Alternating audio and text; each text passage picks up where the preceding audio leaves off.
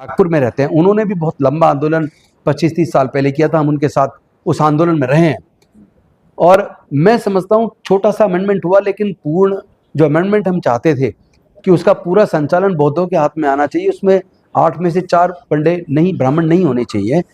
और इस लड़ाई को लेकर पिछली 12 तारीख से अनेकों बौद्ध अनुयायी और बौद्ध भिक्षु वहाँ अनशन पर बैठे हुए हैं, कार्मिक अनशन चल रहा है। मैं भी वहाँ जाने वाला हूँ। मुझे लगता है अब आर पार की लड़ाई का समय आ गया, इस लड़ाई को आर पार की लड़ाई लड़ना पड़ेगा। हमारी आस्था की आप कोई कदर नहीं कर रहे हैं। एक तरफ आप आस्था की बात करते हैं तो आपकी आस्था आस्था है, हमारी आस्था आस्था नहीं है।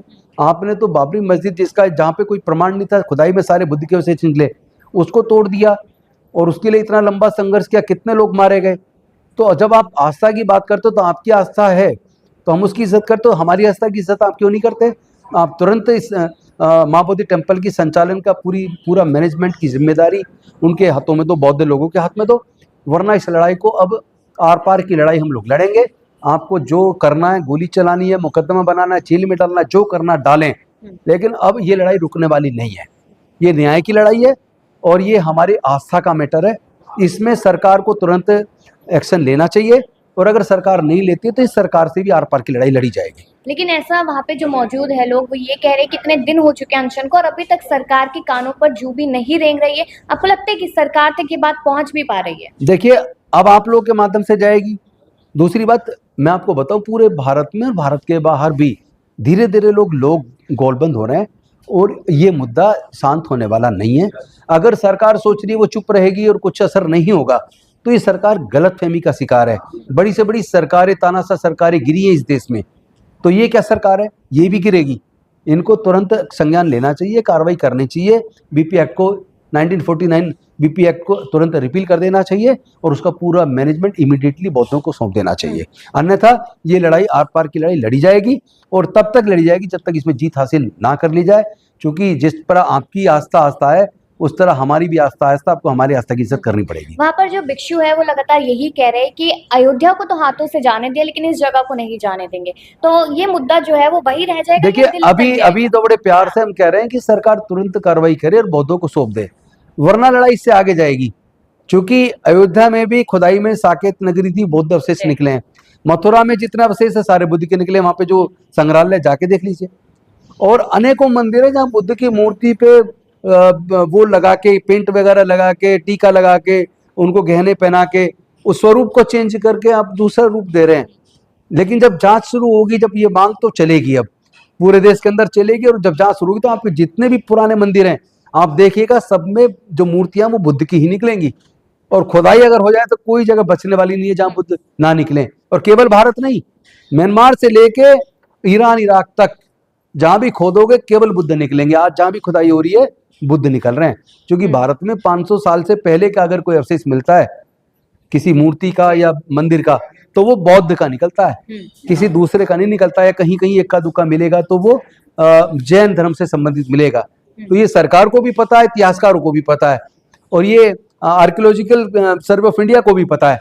मैं तो समझता हूँ जल्दी से जल्दी सरकार, ताकि ये ज्यादा बात ना बढ़े, वो तुरंत माँ बोधि टेम्पल महाविहार का संचालन बौद्धों को सौंप दे, वरना ये लड़ाई इतनी दूर तक जाएगी कि आपके काबू में आने वाली नहीं है। लड़ाई दिल्ली तक आएगी?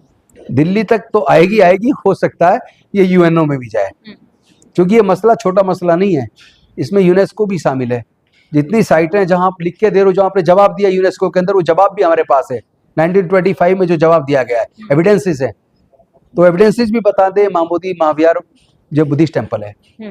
हमने एक वीडियो देखा, वहां से वो वीडियो सामने आ रहा है जहाँ पर बुद्ध की बहुत सारी प्रतिमाएं हैं और उनको लगातार कहा जा रहा है कि ये पांडवों का परिवार है। वो तो देखो, जो ब्राह्मण उसमें ये सब बोल रहा है, हाँ। ऐसे छिचोरे टाइप लोग बिठा रखे हैं वहां, भेजे गए। आप मुझे बताइए, क्या आज अगर कोई अयोध्या में राम मंदिर में जाके कोई नमाज पढ़े तो कोई पढ़ने देगा क्या? तो बुद्धिस्ट टेम्पल के अंदर आप सब कुछ कर रहे हो, क्यों कर रहे हो? झगड़ा करना चाहते हो आप? अपना आप गुंडा समझते हो आप? ये नहीं चलेगा। इसका जवाब देने के लिए लोग हैं। हम अभी शांति के साथ सरकार से बात कर रहे हैं, सरकार हमारी बात सुन ले। लेकिन अगर सरकार हाथ जोड़ने से नहीं मान रही है तो हम हाथ मरोड़ना भी जानते हैं और वो हम मरोड़ेंगे एक दिन, ये मैं आपको बता रहा हूँ।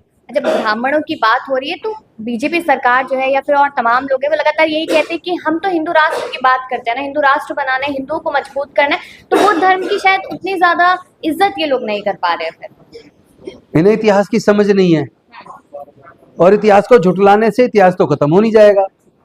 इतिहास तो जमीन को खोद के बाहर निकलेगा, और निकल रहा है। जहां भी खुदाई हो रही है बुद्धि तो निकल रहे हैं। आर्कियोलॉजिकल ऑफ इंडिया के जो ऑफिसर्स हैं उनसे पूछिए ना कि आज तक उन्होंने भारत या भारत के आसपास जितनी खुदाइयां की हैं उसमें अवशेष किसके निकले हैं। 99% अवशेष किसके, उन्हें वही बता दें, पता लग जाएगा। अगर तुम्हारा कुछ इतिहास है तो कुछ निकल क्यों नहीं रहा जमीन से। जिसका इतिहास है उसका जमीन से निकल रहा है, जिसका इतिहास नहीं है वो जुबान से निकल रहा है। ब्राह्मणों को टारगेट किया जा रहा है ऐसा कह रहे हैं। नहीं नहीं, हमारी किसी ब्राह्मण से या किसी दूसरे धर्म से कोई पर्सनल रंजिश नहीं है। हमारा सिर्फ ये मसला है, आप अपनी आस्था को रखिए, हम उसकी इज्जत करते हैं, आप भी हमारी आस्था की इज्जत कीजिए।